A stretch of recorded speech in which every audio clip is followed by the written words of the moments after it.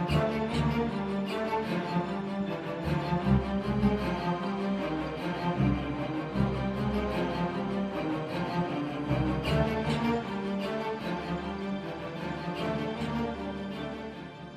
it's Easter Sunday.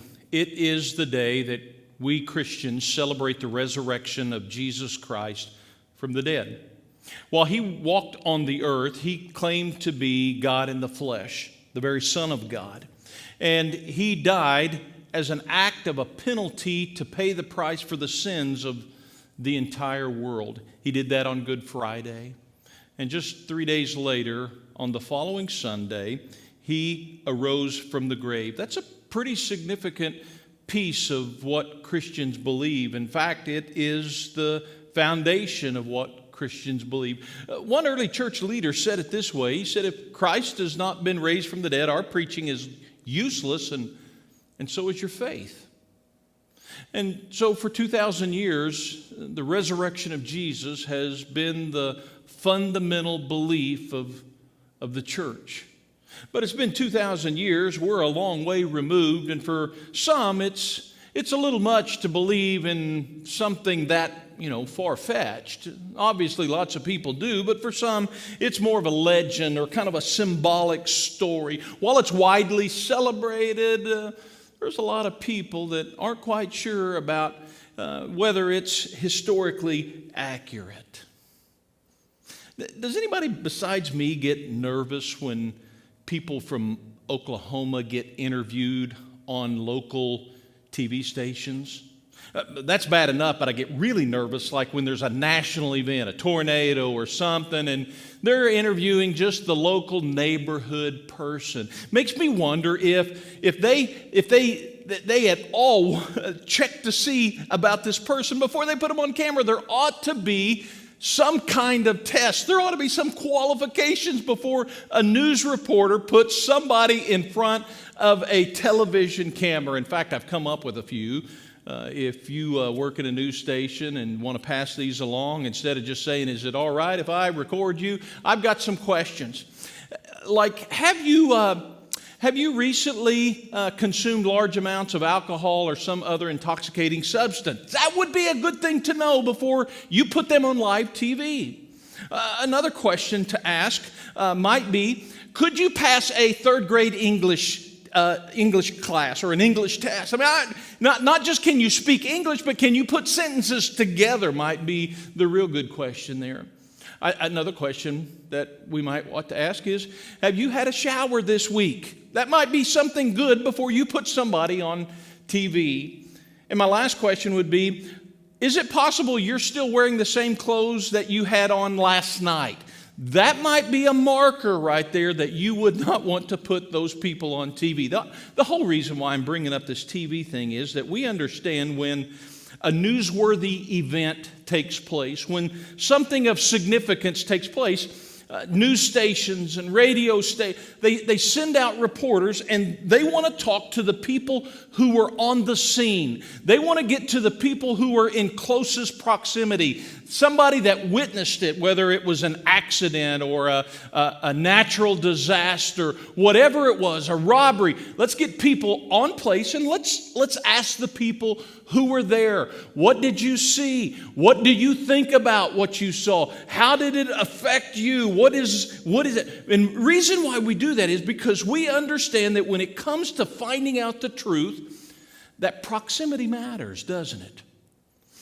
People who were there and people who could have witnessed it, they have a perspective that is necessary for us when it comes to understanding those events. Did you witness the event? What do you think about what happened and how did it affect you? Those are the kinds of questions that we're going to talk about. In fact, we're going to sum it up into two that have to relate to this thing of the resurrection. We're going to talk about two questions that I think are important to us, and we're going to ask those of the people that were in the closest proximity to this resurrection. One of those is simply this: what did the people in closest proximity think about the resurrection? And secondly is, how did the resurrection affect them? Let's start with that first question. What did those in close proximity think about the resurrection? The people that were there, the people that were of the first century, what did they think about it? And when we start looking about it, there were lots of them that believed that the resurrection physically, actually took place. They were witnesses. And don't you know, there would have been plenty of people who were trying to discount their stories. They would have if they could, but they couldn't discount the facts. In fact, while the resurrection we can't say is an indisputable fact, there are some things about the resurrection that we can say are indisputable facts. Number one is, fact one, Jesus had died.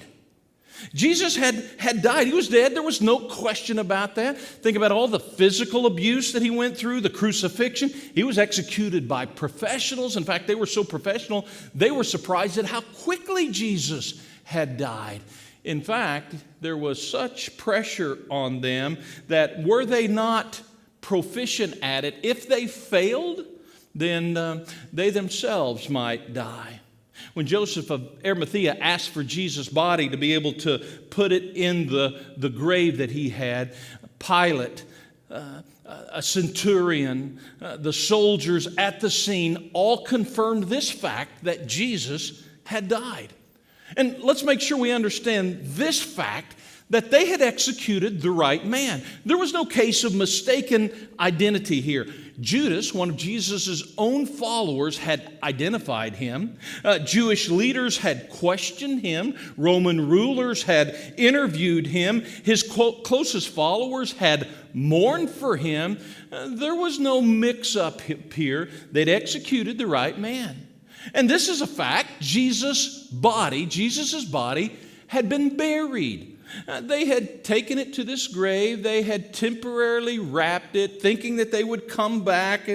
As a part of the plan, a stone had been rolled in front of the entrance and sealed because the Jewish leaders were afraid that maybe the disciples would come and steal the body. They were prepared for some shenanigans that might happen.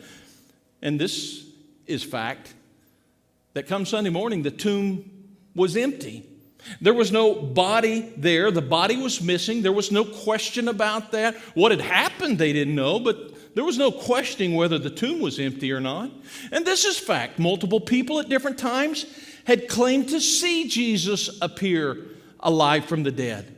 Many people had claimed that. Peter was one of those. In fact, all of the disciples at one point said that they had seen Jesus. There was a crowd of 500 at one point that all claimed to see Jesus. And James, the brother of Jesus, claimed to see them. It took place in all kinds of different circumstances, in a room, at a lake. Multiple people, multiple different times, people claimed that they had seen Jesus after he died. Another fact that's indisputable is that Jesus' disciples believed that he was raised from the dead despite their having every reason not to. That's fact. They believed that. They talked about that. They believed that Jesus had risen from the dead, but they really had no reason to. I mean, this was their leader, and the Jews had no belief in a dying Messiah, much less one that had risen, and so it was not a part of their understanding. And according to Jewish law, if you were executed as a criminal, you were a heretic, and thereby you were cursed by God. And so there was no reason for them to ascribe to something like this, that Jesus would rise from the grave. In fact, those are all facts that we can look back, and whether Jesus rose from the grave, whether you believe that Jesus rose from the grave, that's really up to you. But those people who were in closest proximity, when we ask them what they think about it, well, they believed that he was risen from the grave, and it changed their lives. In fact, it changed those disciples who were hiding in fear of their lives behind locked doors. It changed them into this unstoppable force that we call the church. It changed Peter from denying him in a courtyard to preaching him on the day of Pentecost. It changed Thomas from a doubter to a martyr. It changed James from an embittered half-brother to a pillar in the Jerusalem church. In fact, that's what's amazing to me. James, the very brother of Jesus, that may be the most convincing proof that Jesus is who he said he is. Because what would it take for you to believe your brother that he had risen from the grave and that he was the Son of God? And it's evidently not until Jesus' resurrection that James, in fact, comes to that belief and believes in Jesus. But it not only changed their lives, it changed the way that many of them would die, because most of those early followers believed Jesus and his resurrection, and it caused their death.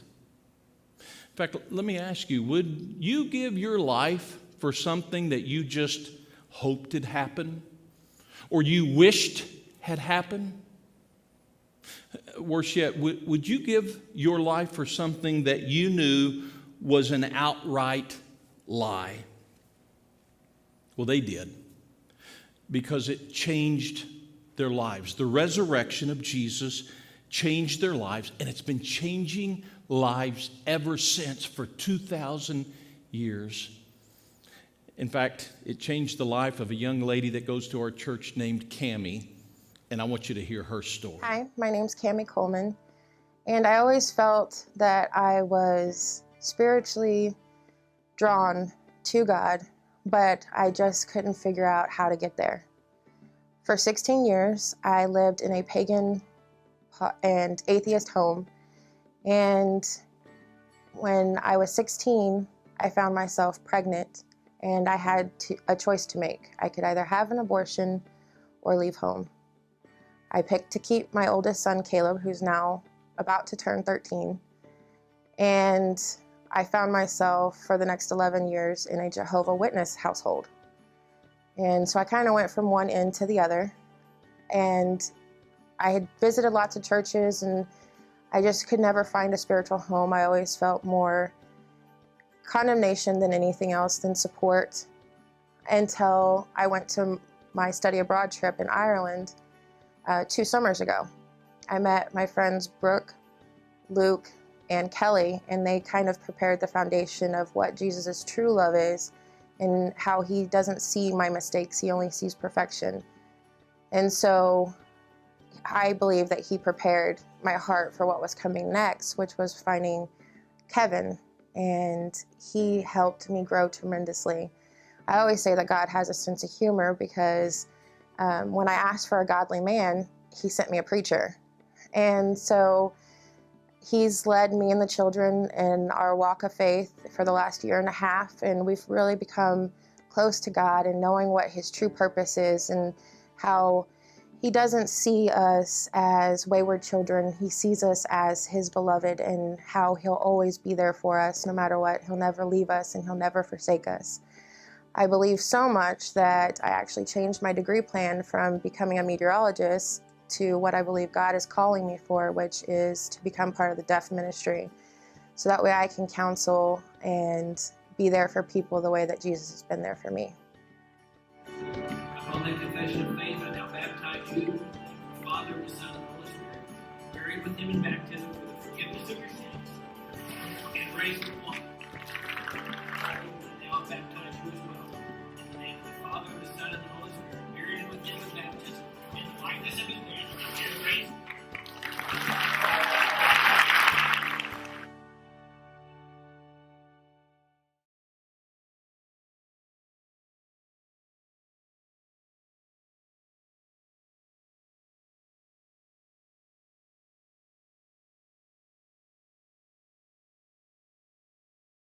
Last fall, this Ebola epidemic in our world was big news, wasn't it?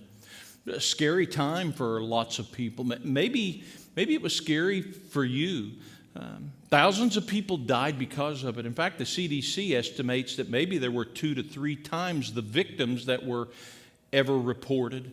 And so it was a big deal, scary news, lots of people that were talking about it. But about the time all of that news was coming out, and in fact, it was about the time that there was actually a nurse in Dallas, Texas, that was diagnosed with Ebola. About that time, my wife and I and another couple from church, we took a trip to Jamaica. It was a mission trip. And we were there exploring some future mission trip possibilities. And I was astounded at how concerned people were in Jamaica. There had been no cases reported in Jamaica. But because of the recent news report of somebody in Dallas, somebody in the United States having it, the people of Jamaica were fearful about that. In fact, when they found out that we had flown through Dallas before we got to Jamaica, they asked us lots of questions. People that we're around with, "You've been to Dallas? You were in Dallas recently?" Like, we bumped into this person. And I had explained to them, Dallas is a big place. And, we didn't even come close to the things that were happening in the news. But they were afraid. People in Jamaica were afraid of this thing. We know a little bit more about it now. Researchers believe that they now know who Ebola patient 0 was.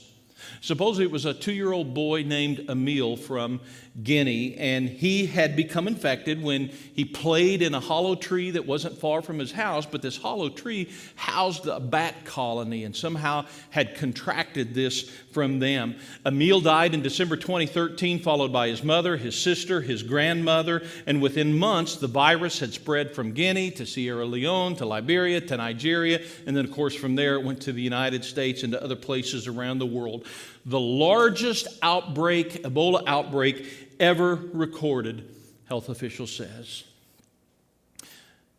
But really, when you think about it, the true largest outbreak the world has ever known is Christianity. Some 2 billion people in the world claim to have been contaminated by it. 2 billion people out of 6+ billion. In fact, if you want to read about some of those early people who were infected with Christianity, you can read through the New Testament book of Acts. We, as a church, have been reading it together. We've called it Our Story, and we've been talking about those early believers in Jesus.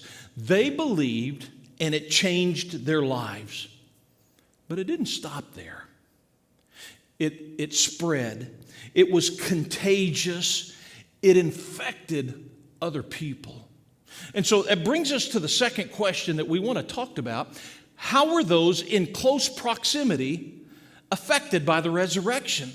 I mean, you worry about those things when you're talking about a viral outbreak. Who has been in close proximity? We want to know those things. In fact, researchers, when they're trying to figure these things out, when they're studying a viral outbreak, they're interested in patient 0 and patient 1 and 2 and 3. They want to know those early people, because if they can find out how that virus affected them, and what signs that they showed, if they can figure out those things, it may help them to identify things in later recipients. And so a great question to ask is, how did the resurrection affect those early people? What did they do? Well, I can tell you what they didn't do. They didn't isolate themselves. Those early believers in the resurrection, they didn't isolate themselves. They didn't move away to some mountain monastery and sit around and hum and chant prayers and eat by themselves. They did not isolate themselves from culture. In fact, we read that they engaged culture. They didn't isolate themselves, and they certainly didn't downplay it. The resurrection was not just some nice bit of information for them to know, and hey, that ought to be something we celebrate once a year, and let's have a nice family dinner together and get the kids all together and have some fun and games with them. They didn't do that. What they did, they were moved to action. Those in close proximity to the resurrection of Jesus were moved to action. In fact, when you think about it, the early church, it was fueled not by what the people were taught. It was fueled by this simply one thing, what they had seen. It wasn't Jesus' teaching that had sent them out to the streets. It was the fact that they believed that they had seen him risen from the grave. The early Christians weren't simply believers in an abstract philosophy, and they weren't just faithful followers of a really inspirational leader. They were eyewitnesses of an event. In fact, Peter said this when he was talking to a crowd of people. God has raised this Jesus to life, and we're all witnesses of it. And if you don't believe what we're saying, come talk to us and we'll tell you they were in proximity. You can come counter us. You can come ask us the questions. We were witnesses of the fact, and that was the message of the early church. That was their message, that Jesus had been resurrected. And that simple fact set Christianity apart from every other religion in the world. Because every other religion, there was some philosophy that a leader had popularized, or he had inspired some people, but then they died, and then they were buried. Buddha, the founder of Buddhism, died of natural causes at 83 years of age. He was buried in Nepal near the Himalaya mountains. Or how about Muhammad, the founder of Islam? He died in 632 AD. He's buried somewhere in Saudi Arabia. Joseph Smith, founder of Mormonism, he was killed by a mob in Carthage, Illinois in 1844. He's buried there. Charles Russell, founder of Jehovah's Witness, he died of a heart attack on a train in Texas. He's buried today somewhere in Pittsburgh. L. Ron Hubbard, founder of Scientology, died of a stroke in 1986. He's buried in California. The bottom line is this. You go to any grave of any founder of any religion in the world, and their bones are still there. But you can take a trip to Jerusalem, and you can get a guide to take you to the outskirts of the city and go see the tomb of Jesus on those outskirts, and you can walk around the grave, and guess what? It's empty. And in fact, it's the only place in the world where people travel to see what's not there. That's the difference. That's the amazing story of the church and what it's based upon. In fact, when you think about it, here's the story. A small band of Jewish dissidents defied a superpower and a religious system that had been in place for thousands of years, and they prevailed. And at the center of this grassroots movement was an unknown Jewish carpenter who had some interesting things to say. His messages centered on a kingdom that really wasn't directly connected to this world.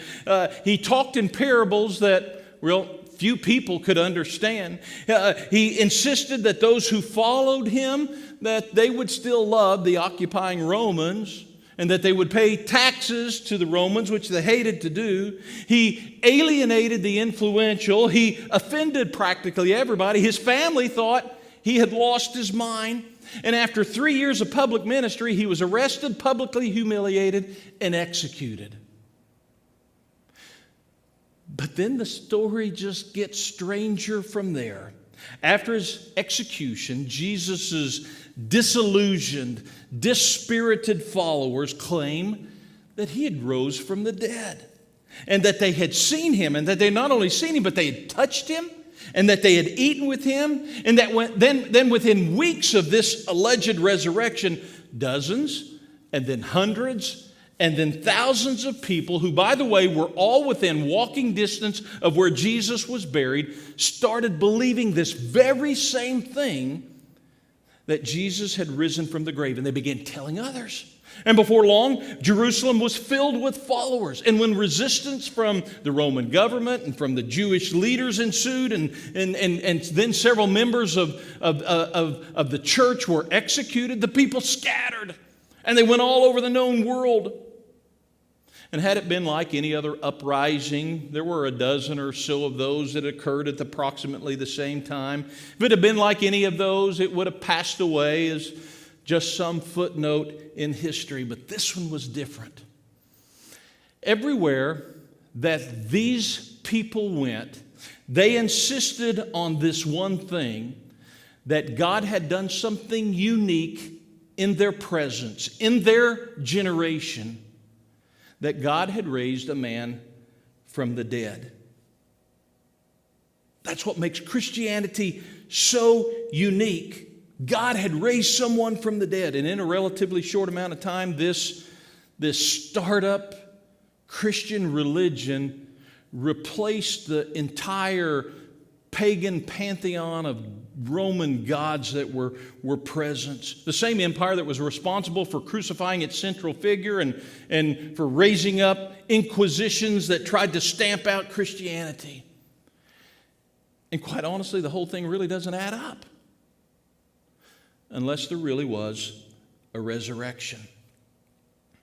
Today, over a third of the world's population claims some kind of faith in Jesus. The Roman Empire is gone. Traditional Judaism, ancient Judaism, it died with the destruction of the Jerusalem temple in AD 70, but still today, 1/3 of the world's population claims Jesus as the centerpiece of their religious experience. He taught for 3 years, but 20 centuries later, he is worshiped on every continent on the planet. So what did the resurrection do to those who were in close proximity with it?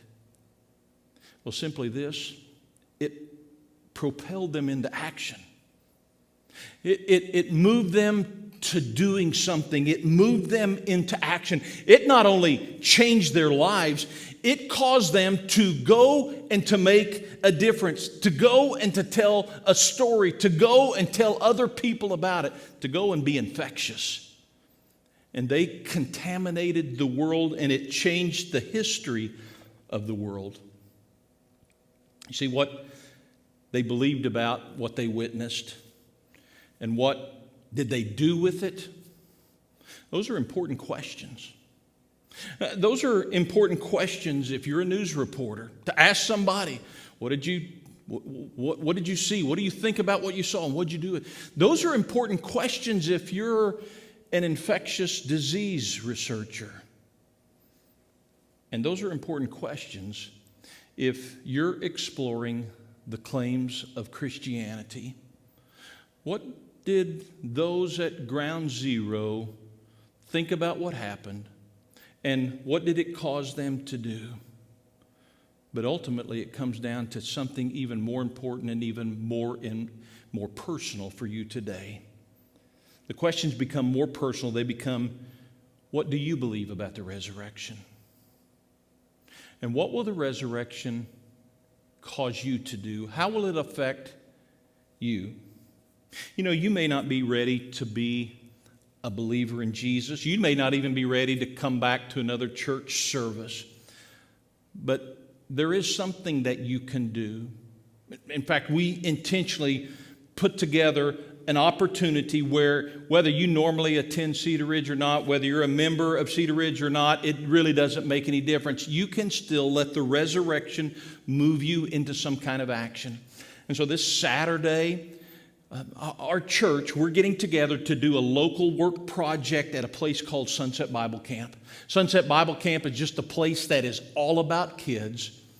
And what we like about it is because our church is all about kids. We're going to receive no benefit from this action. We are just going because we believe that the resurrection propels people who think about it and who believe in it. It propels them into action. And so at the close of this service, we're going to give you some more details, but this is simply what it is, a way for you to let the resurrection move you.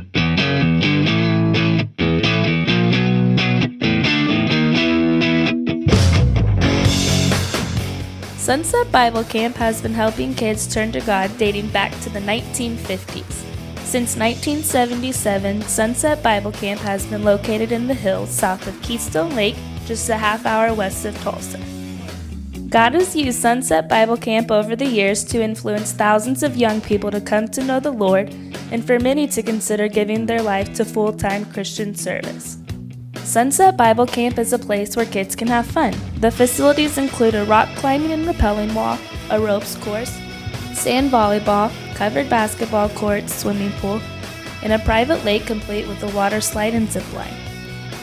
Sunset Bible Camp is a place where kids can connect with friends and make new lifelong friends. But most importantly, Sunset Bible Camp is a place where kids get closer to God through age-appropriate week-long programming. To get more information or register a child or student for the upcoming summer camp season, go to sunsetbiblecamp.org.